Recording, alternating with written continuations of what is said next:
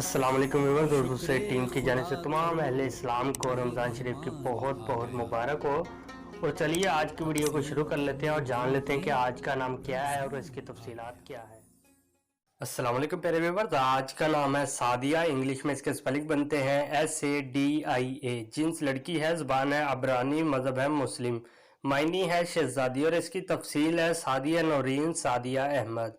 सादिया नाम का शुमार लड़कियों के नामों में होता है। सादिया नाम की इब्तदाई तारीख अरबी ज़बान से निकलती है। सादिया नाम के अफराद के लिए खुशकिस्मत नंबर 5 माना जाता है।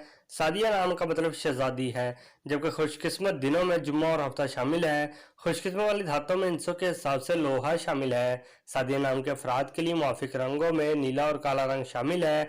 सादिया नाम के अफराद के लिए मुआफिक पत्थरों में नीलम शामिल है। सादिया नाम में 5 हरूफ हैं, ये एक लफ्ज बनता है।